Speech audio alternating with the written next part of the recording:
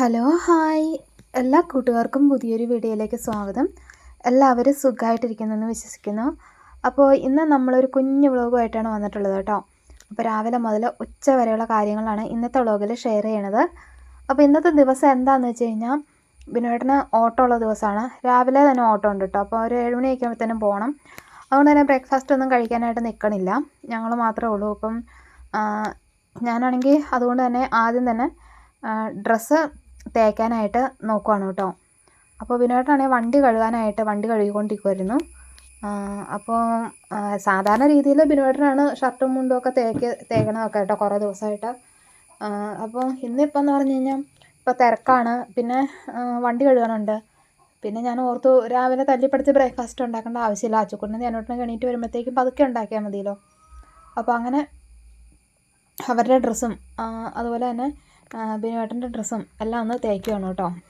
ഞാൻ ഡ്രസ്സൊക്കെ തേച്ച് കഴിഞ്ഞ് അപ്പോഴത്തേക്ക് അച്ചുകൂട്ടനും ധ്യാനോട്ടനും എണീറ്റ് വന്നിട്ടുണ്ടായിരുന്നു. അപ്പോൾ ധ്യാനോട്ടനും മുറ്റത്തോടെ നടക്കുന്നുണ്ട്, അച്ചുകൂട്ടൻ അവിടെ ഇങ്ങനെ ഇരിക്കുന്നുണ്ട് കേട്ടോ. അപ്പോൾ രാവിലെ ഒരു മഴക്കോളൊക്കെ ഉണ്ട്, പതിയൊരു ചാറ്റൽ മഴയും ഒക്കെ ഉണ്ട്. നല്ലൊരു കാലാവസ്ഥയല്ല കേട്ടോ, ഒരു മൂടൽ ഉള്ളൊരു കാലാവസ്ഥ എന്ന് പറയലേ, അങ്ങനത്തെ ഒരു കാലാവസ്ഥയാണ്. അപ്പോൾ ഇന്ന് രാവിലെ എണീറ്റപ്പോഴേ ഇന്നിപ്പോൾ മീൻ കറി വെക്കാനാണ് വെച്ചേക്കണേ. ഇന്നലെ ഇച്ചിരി കേരമീൻ വാങ്ങിച്ചിട്ടുണ്ടായിരുന്നേ. അപ്പോൾ അതിൻ്റെ ബാലൻസ് കുറച്ചിരിപ്പുണ്ട്. ഇന്നലെ ഇച്ചിരി വറുത്തു, ബാക്കി ഇന്ന് ഇച്ചിരി ഇരിപ്പുണ്ട്. അപ്പോൾ അതൊന്ന് കറി വെക്കാമെന്ന് വെച്ചു. പിന്നെ ഇന്നിപ്പോൾ ഞങ്ങൾ മാത്രമല്ലേ ഉള്ളൂ. അപ്പോൾ ബിനോട്ടൻ പോയി കഴിഞ്ഞിട്ട് പിന്നെ ഞാൻ വ്ളോഗൊക്കെ എടുത്തു കേട്ടോ. അപ്പോൾ ഗോതമ്പ് പൊടിയാണ് എടുത്തേക്കണത്. അപ്പോൾ ചെറിയൊരു അടയുടെ രീതിയിൽ ഉണ്ടാക്കാമെന്ന് വെച്ചിട്ട്. എന്താണെന്ന് വെച്ച് കഴിഞ്ഞാൽ ഈ ഗോതമ്പ് ദോശ ചമ്മന്തി ഉണ്ടാക്കിയാൽ എനിക്കാണെങ്കിൽ ഇഷ്ടമല്ല. പിന്നെ കടലക്കറി ഉണ്ടെങ്കിൽ പിന്നെയും കഴിക്കും. ബിനോട്ടിന് ഇഷ്ടം കേട്ടോ കടലക്കറി ഉണ്ടെങ്കിൽ. അപ്പോൾ എനിക്ക് ഇഷ്ടമല്ല, മക്കൾക്കൊന്നും വലിയ താല്പര്യമില്ല ഗോതമ്പ് ദോശയും ചമ്മന്തി എന്ന് പറഞ്ഞു കഴിഞ്ഞാൽ. അപ്പോൾ അതുകൊണ്ട് ഞാൻ വിചാരിച്ചു ഇപ്പോൾ ഒരു ചെറിയൊരു അട പോലെ ഉണ്ടാക്കുകയാണെങ്കിൽ ഇച്ചിരി ശർക്കരയും തേങ്ങയൊക്കെ ഇട്ട് ജസ്റ്റ് ഒന്ന് കലക്കിയിട്ട് അങ്ങ് ചുടുവാണെങ്കിൽ അതൊരു ഇഷ്ടമാണ്. അച്ചുകൂട്ടും ഭയങ്കര ഇഷ്ടമാണ്. ധ്യാനോട്ടിന് ഇച്ചിരി ഒരു ഇഷ്ടക്കുറവുണ്ടായിരുന്നാലും കഴിച്ചോളും. വേണ്ടാന്നൊന്നും പറയാം കേട്ടോ, എൻ്റെ മക്കൾ എന്ത് കൊടുത്താലും കഴിച്ചോളും. പിന്നെ വേണ്ടെന്ന് പറയണ സ്വഭാവമൊന്നുമില്ല, എന്തും കൊടുത്ത് അങ്ങനെ കഴിപ്പിച്ച് പിടിപ്പിച്ചായിരുന്നു കേട്ടോ. അപ്പോൾ അതിനുള്ള തേങ്ങ ഇരണ്ടേ, തേങ്ങ ഇത്തിരി കുറവായിരുന്നു, തേങ്ങ തീരാറായി. അപ്പോൾ ഞാൻ അതിനകത്ത് നിന്ന് ഇച്ചിരി എടുത്ത് മാറ്റി വെച്ചാണ് മീൻ കറിക്ക് അരയ്ക്കാനായിട്ട് കേട്ടോ. അപ്പോൾ ബാക്കിയുള്ള തേങ്ങ വലിയ കാര്യമായിട്ട് തേങ്ങയൊന്നുമില്ല, എന്നാലും ഉള്ളതും കൊണ്ട് നമ്മളങ്ങ് അഡ്ജസ്റ്റ് ചെയ്തുണ്ടാക്കുന്ന ഒരു ബ്രേക്ക്ഫാസ്റ്റാണ് ഇത്. വലിയ അറിയാനോ എടുക്കാനൊന്നുമില്ല. ഇച്ചിരി ഒരു ലേശം ഉപ്പ് ഒഴിക്കും, ഒത്തിരി ഉപ്പ് ഒഴിക്കരുത് കേട്ടോ. എന്താ വെച്ചാൽ നമ്മൾ ശർക്കര ഇടുന്ന കാരണം ഒത്തിരി ഉപ്പ് ഒഴിച്ച് കഴിഞ്ഞാൽ ഉപ്പ് കൂടിപ്പോവും. അപ്പം ഇച്ചിരി ഉപ്പ് ഒഴിച്ചിട്ട് തേങ്ങയിട്ട് ഇച്ചിരി ശർക്കരയും ചീകി ഇട്ട് കഴിഞ്ഞാൽ എന്നിട്ട് നമ്മൾ നല്ല തിക്കായിട്ടുള്ള ബാറ്ററായിരിക്കണം കേട്ടോ. എന്നുവെച്ചാൽ ഒരുപാട് ഇങ്ങനെ ദോശമാവ് പോലെ ഇങ്ങനെ ഒഴുകി പോകരുത്. ഇച്ചിരി തിക്കായിട്ടുള്ള ബാറ്ററായിട്ട് കുഴച്ചിങ്ങ് എടുത്താൽ മതി. അങ്ങനെ ഞാൻ അതിൻ്റെ മാവൊക്കെ ഇങ്ങനെ കുഴച്ചുകൊണ്ടിരിക്കുകയാണ് കേട്ടോ. അപ്പോൾ ഇന്ന് രാവിലെ എനിക്കൊരു പണി കിട്ടി. എന്താണെന്നറിയോ, നമ്മുടെയൊക്കെ നല്ല രീതിയിൽ എലിശല്യം ഉണ്ട് ഇവിടെ ഈ പെരയ്ക്കകത്ത്. കുറേ നാളായിട്ട് ഒന്നും ഒരു ഒതുക്കമായിരുന്നേ, പക്ഷേ ഇപ്പം അത് വീണ്ടും തുടങ്ങിയിട്ടുണ്ട്. അപ്പോൾ എന്താ പ്രശ്നം എന്ന് വെച്ച് കഴിഞ്ഞാൽ എല്ലാവരും എനിക്ക് വിഷം വെക്കാൻ പാടില്ല, അല്ലെങ്കിൽ എന്തെങ്കിലുമൊക്കെ ടിപ്പുകളൊക്കെ എനിക്കറിയാം. പക്ഷേ എന്താ പ്രശ്നം എന്ന് വെച്ച് കഴിഞ്ഞാൽ നമ്മുടെ ഈ ഭാഗത്ത് പെരക്കകത്ത് ചത്ത് കിടന്നു കഴിഞ്ഞാൽ ഈ മുകളിലൊക്കെ ആയിരിക്കുമല്ലോ ചത്ത് കിടക്കുക. അപ്പോൾ ഈ വീടിൻ്റെ മുകളിൽ ഇങ്ങനെ ഒരു ചെറിയൊരു ഷീറ്റ് പോലെ അടിച്ച് വെച്ചേക്കും അവർ. അപ്പോൾ അതിൻ്റെ മുകളിൽ നമുക്ക് കയറി ചവിട്ടാനോ ഒന്നും ഇല്ല. നമ്മൾ സാധാരണ ഒരു പേപ്പറല്ലേ, പ്ലാസ്റ്റിക്കിൻ്റെ പേപ്പർ അടിച്ച് വെക്കില്ല എന്ന് പറഞ്ഞാൽ നമുക്കൊരു ഇതേ ഉള്ളൂ കേട്ടോ. അപ്പോൾ അതിൻ്റെ മുകളിൽ ഓട്, അപ്പോൾ ഈ അതടിച്ചേക്കണ കാരണം നമുക്ക് സ്വസ്ഥതയുണ്ട് കുറച്ചൊക്കെ, അല്ലെങ്കിൽ നമുക്ക് ഇതിനകത്ത് കിടക്കാനേ പറ്റിയല്ല, അതേ രീതിയിലുള്ള ഏരിയ. അപ്പോൾ അതിങ്ങനെ വെച്ചേക്കണ കാരണം എന്താണെന്ന് വെച്ച് കഴിഞ്ഞാൽ എന്തെങ്കിലും ചത്ത് ചെയ്യുന്നു കഴിഞ്ഞാൽ നമുക്ക് എടുത്തു കളയാൻ പറ്റിയല്ല. അങ്ങനെ ഒരു പ്രശ്നം ഉള്ളത് കൊണ്ട് നമ്മളിങ്ങനെ ഒരു നമ്മൾ ഇതിലൂടെയൊക്കെ വന്ന പൂച്ചേനെയൊക്കെ മിനുക്കി മയക്കിയൊക്കെ എടുക്കണം. പൂച്ചയുടെ സൗണ്ട് കേൾക്കുമ്പോഴല്ലേ ഇത് പോവുമല്ലോ എന്ന് ഓർത്തിട്ട്. അതേ പിന്നെയാണ് കേട്ടോ കുറേ കുറവാകുന്നത്. അതിനുമ്പോൾ ഇവിടെ വന്ന സമയത്തൊക്കെ എന്തായിരുന്നു എന്നറിയത്തില്ല. ഇപ്പോൾ ബാത്റൂമിലേക്ക് നമ്മൾ ലൈറ്റ് ഇട്ടേക്കണതിൻ്റെ വയറിങ്ങനെ നീളത്തിൽ നമ്മളിങ്ങനെ ഇവിടെ നിന്ന് കണക്ട് ചെയ്ത് അടുക്കളയിൽ നിന്ന് കണക്ട് ചെയ്താണ് ഇടുന്നത് കേട്ടോ. അത് കഴിഞ്ഞ ദിവസം നാളെ ഒരു ദിവസം വെട്ടിയിട്ടു, ഇന്നലെയും വെട്ടിയിട്ടു. ഇന്നിപ്പോൾ രാവിലെ എണീറ്റ് കഴിഞ്ഞപ്പം നമ്മുടെ പെരയ്ക്കകത്തൊക്കെ മുഴുവൻ നാശാക്കിയിട്ടേക്കുമായിരുന്നു. അടുക്കളയൊക്കെ ആണെങ്കിൽ കൊള്ളാക്കിയിട്ടേക്കുവാണ്. നമ്മൾ കഴിഞ്ഞ തിങ്കളാഴ്ച ദിവസം സാധാരണ എല്ലാ അത്യാവശ്യം ഒന്ന് ക്ലീനിങ്ങും എല്ലാം ചെയ്തിരുന്നതാണ്. പക്ഷേ ഇന്ന് രാവിലെ എണീറ്റ് കഴിഞ്ഞപ്പോൾ എൻ്റെ പൊന്നു മക്കളൊന്നും പറയണ്ട, മുഴുവൻ പൊടി മുകളിൽ നിന്ന് എന്തൊക്കെയോ ചാടിച്ചും പറക്കിയൊക്കെ ഇട്ടിട്ട് നമുക്ക് അടുക്കളയിൽ നിന്നൊരു വീഡിയോ എടുക്കാനോ ക്ലീനിങ് എന്താ പറയുക ഒരു സുഖം തോന്നാനില്ലായിരുന്നു കേട്ടോ. അപ്പോൾ രാവിലെ നമ്മൾ ക്ലീനിങ്ങിന് പോയി കഴിഞ്ഞാൽ ബാക്കിയുള്ള പരിപാടികളൊന്നും നടക്കില്ലാത്ത കാരണം ഇതൊക്കെ ഒന്ന് പണിയൊക്കെ ഒന്ന് കഴിയട്ടെ എന്ന് ഓർത്തു, എന്നിട്ട് ക്ലീൻ ചെയ്യാമെന്നൊക്കെ ഓർത്തു കേട്ടോ. അപ്പോൾ ഞാനാണെങ്കിൽ അതിനിടയ്ക്ക് അട ചുട്ടു. പ്രത്യേകിച്ച് പറയാനൊന്നുമില്ലല്ലോ. അപ്പോൾ അട ചുട്ടു. അത് കഴിഞ്ഞിട്ട് പിന്നെ മീൻകറിക്കുള്ള മീനല്ല ഉള്ളിയുടെ തൊലിയൊക്കെ കളഞ്ഞുകൊണ്ടിരിക്കുകയാണ് കേട്ടോ. അപ്പോൾ അടയും ചുടും, ഇടയ്ക്ക് അതിനിടയ്ക്ക് തൊലിയും കളയും. അങ്ങനെ അതങ്ങ് കഴിഞ്ഞു. അപ്പോൾ അത് കഴിഞ്ഞിട്ട് മക്കൾക്ക് ദോശ എടുത്താണ് കേട്ടോ. അപ്പോൾ അച്ചുക്കുട്ടിന് ഇന്നലെ മീൻ വറുത്തതിൻ്റെ ഒരു പീസ് ഇവിടെ ഇരിപ്പുണ്ടായിരുന്നു. അപ്പോൾ അത് അച്ചുക്കുട്ടിന് ദോശയുടെ കൂടെ വേണമെന്ന് പറഞ്ഞു. അപ്പോൾ അത് പിന്നെ അങ്ങ് എടുത്തു കൊടുത്തു. ഇടയ്ക്ക് വന്ന് അച്ചുക്കുട്ടിന് ഇങ്ങനെ എടുത്ത് നോക്കണമൊക്കെ ഉണ്ട്. ഇറച്ചിയൊക്കെ എൻ്റെ കൊച്ചിന് ഭയങ്കര ഇഷ്ടമാണ്. അതിങ്ങനെ കണ്ടു കഴിഞ്ഞാൽ പുള്ളിക്ക് അപ്പം കഴിക്കണം. അപ്പോൾ അതുകൊണ്ട് ഉണ്ടെങ്കിൽ നമ്മളങ്ങ് എടുത്ത് കൊടുക്കുകയും ചെയ്യും കേട്ടോ. അപ്പോൾ ഇന്നലെ വൈകിട്ട് വറുത്തതിൻ്റെ ബാലൻസ് ആയിരുന്നത്. അപ്പോൾ ഞാൻ പറഞ്ഞു ചേട്ടായിക്കും കുറച്ച് കൊടുക്കണം കേട്ടോടാ എന്നൊക്കെ പറഞ്ഞിട്ട് അങ്ങനെ കൊടുക്കുന്നുണ്ട്. അപ്പോൾ അവിടെ ഒന്ന് 2 പേരും കൂടെ അതിന്ന് കഴിക്കുന്നുണ്ട് കേട്ടോ. അപ്പോൾ ഇന്ന് എന്താണെന്ന് വെച്ചാൽ ഞാനാണ് എല്ലാത്തിനും ഉള്ളൂ. അല്ലെങ്കിൽ കുറച്ച് കാര്യങ്ങളൊക്കെ ബിനുവേട്ടനും ചെയ്തു തരും. പിള്ളേരെ കാര്യങ്ങളൊക്കെ കുറച്ചൊക്കെ ബിനുവേട്ടൻ ചെയ്യും കേട്ടോ, ഇവിടെ ഉള്ള ദിവസമാണെങ്കിൽ. ഇപ്പം ഞാനിന്ന് എല്ലാം നമ്മൾ തന്നെ ഓടിയെത്തണത് കൊണ്ട് എന്നാലും ഞാൻ അതിനൊക്കെ മീൻകറി വെക്കാമെന്ന് വെച്ചു. അതിനിപ്പം മാറ്റി വെക്കണ്ടല്ലോ നോത്തിട്ട് അതവിടെ അടുപ്പ് വയ്ക്കണം. അപ്പോൾ മക്കളവിടെ നിന്ന് ചായ കുടിക്കുന്ന സമയം കൊണ്ട് ഞാനിതെല്ലാം ചെയ്ത് തീർക്കുന്നുണ്ട്. അപ്പോൾ മീൻകറിയുടെ കാര്യം പ്രത്യേകിച്ച് പറയാനൊന്നുമില്ല. ഇഞ്ചിയും വെളുത്തുള്ളിയൊക്കെ ഇട്ടിട്ട് നമ്മളെപ്പോഴും ഷെയർ ചെയ്യണമായിരുന്നു. ഞാൻ പിന്നെ ഒന്നും പ്രത്യേകിച്ചൊന്നും പറയാത്ത കേട്ടോ. പിന്നെ ഒരു കാര്യം എനിക്ക് പറയാനുള്ളതേ, നമ്മളൊരു ഡ്രസ്സ് ഇടുന്നത് നമ്മുടെ ഇഷ്ടത്തിനല്ല ഡ്രസ്സ് ഇടണേ. എന്നാ പറയണേ, ഞാൻ ഇത് പറയണ്ടെന്ന് 2-3 തവണ ആലോചിച്ചു കേട്ടോ. പിന്നെ ആലോചിച്ചു ഇത് പറഞ്ഞില്ല ശരിയാവില്ലെന്ന്. എന്നുവെച്ചാൽ ഒരാൾ ഒരു ഡ്രസ്സ് ഇട്ടാൽ അത് കൊള്ളിയല്ല എങ്കിൽ ഒരു പ്രാവശ്യമൊക്കെ പറഞ്ഞു കഴിഞ്ഞാൽ അത് അഭിപ്രായം എന്ന് പറയാം. പിന്നെ സ്ഥിരം ഒരേ ഡയലോഗ് തന്നെ സ്ഥിരമായിട്ട് കമൻറ്റ് താഴെ വന്നു കഴിഞ്ഞാൽ അത് അഭിപ്രായം എന്ന് പറയാൻ പറ്റില്ല. അതെന്തോ ഒരു എന്താ പറയണേ, അതിന് വേറെ എന്തോ എനിക്ക് ഫീൽ ചെയ്തു കേട്ടോ. സത്യം പറയാം, അഭിപ്രായമാണെങ്കിൽ നമ്മൾ ഒരു പ്രാവശ്യം പറഞ്ഞു, അതിനുള്ള ആൻസർ ഞാൻ പറഞ്ഞു.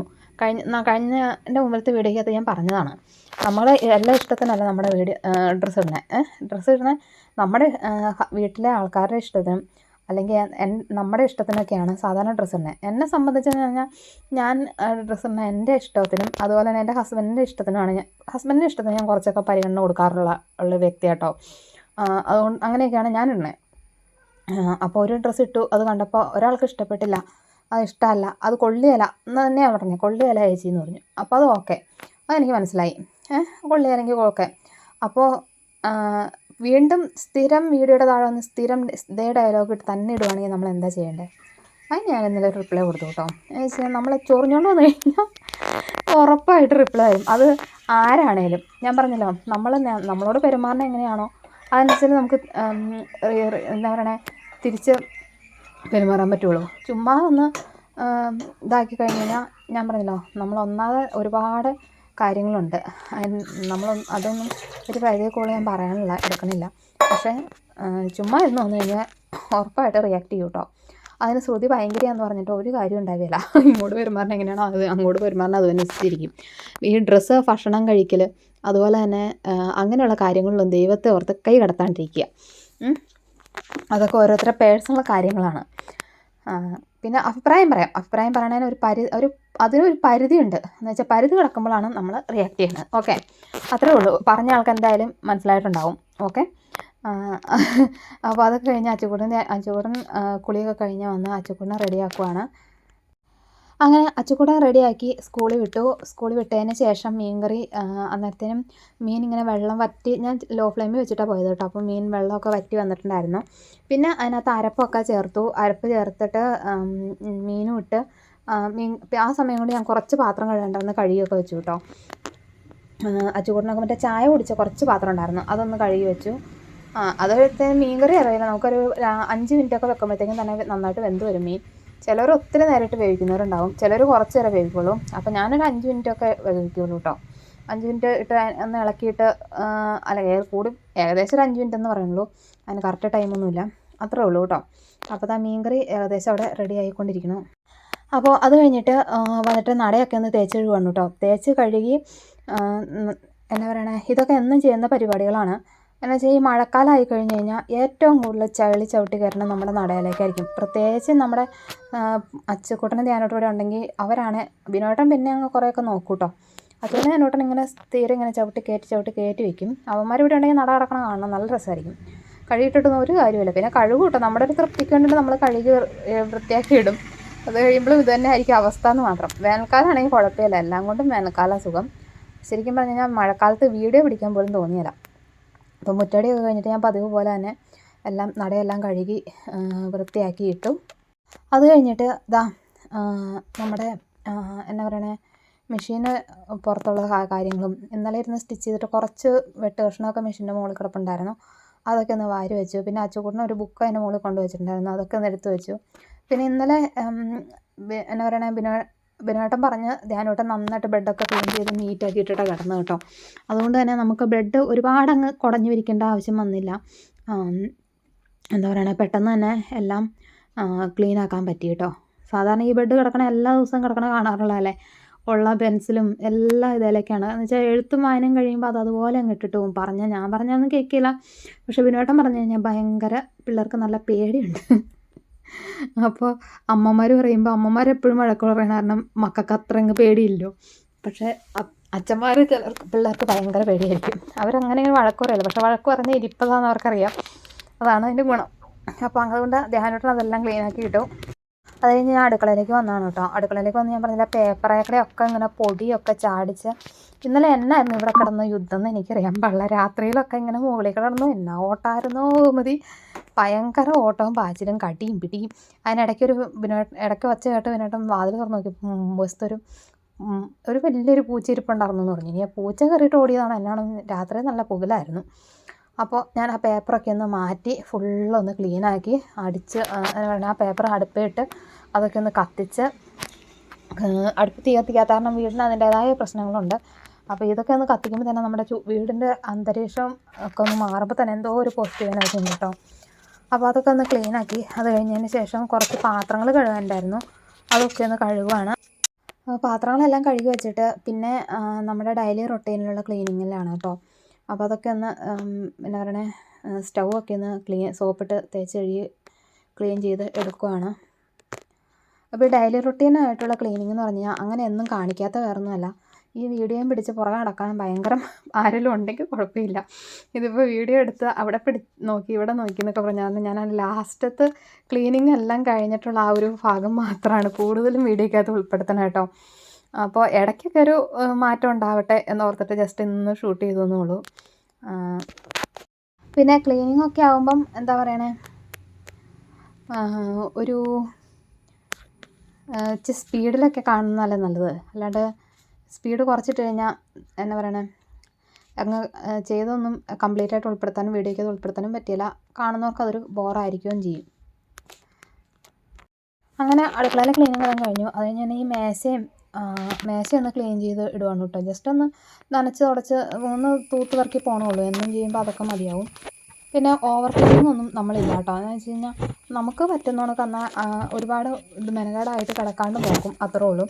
ഓവർ ക്ലീനിങ് കൊണ്ടിരുന്ന് കഴിഞ്ഞാൽ അതിന് മാത്രമേ നമുക്ക് സമയം കാണുള്ളൂ. പിന്നെ നമ്മുടെ ഈ വീടല്ലേ, ഇങ്ങനത്തെ വീടാകുമ്പോൾ നമ്മൾ എത്ര ക്ലീൻ ചെയ്താലും ഇതിൻ്റെയൊക്കെ ഭംഗിയേ വരുള്ളൂ. അപ്പോൾ ഫ്രിഡ്ജിൻ്റെ മുകളിൽ ഉള്ള ടിന്ന് ഇങ്ങനെ വെച്ചേക്കണം. എന്താണെന്ന് വെച്ച് കഴിഞ്ഞാൽ വെള്ളം ചാടാൻ വെച്ചേക്കണതാണ് കേട്ടോ. നമ്മളൊക്കെ വല്ലയിടത്തും പോയിട്ടൊക്കെ പോകുമ്പോൾ ഒക്കെ നമ്മൾ ഓർത്തൊന്നും വരികയല്ലോ ഈ മഴക്കാലത്തെ. അപ്പോൾ അതങ്ങനെ ഒരു ടിന്ന് അവിടെ സ്ഥിരമായിട്ട് വെച്ചേക്കുവാണ്. അപ്പോൾ അത് അത്യാവശ്യം എല്ലാം ഒന്ന് പൊടി തട്ടി നീറ്റാക്കി ഇട്ടു. ഒന്ന് വീട് തുടയ്ക്കാം എന്ന് ഓർത്തിങ്ങനെ ഇറങ്ങി മുമ്പത്തേക്ക് നോക്കി കഴിഞ്ഞപ്പോഴത്തേക്കും അടിപൊളി മഴക്കാറ വെച്ച് കയറിയാണ്. നല്ല മഴക്കാർ വെച്ച് കയറിയിട്ടുണ്ടായിരുന്നു കേട്ടോ.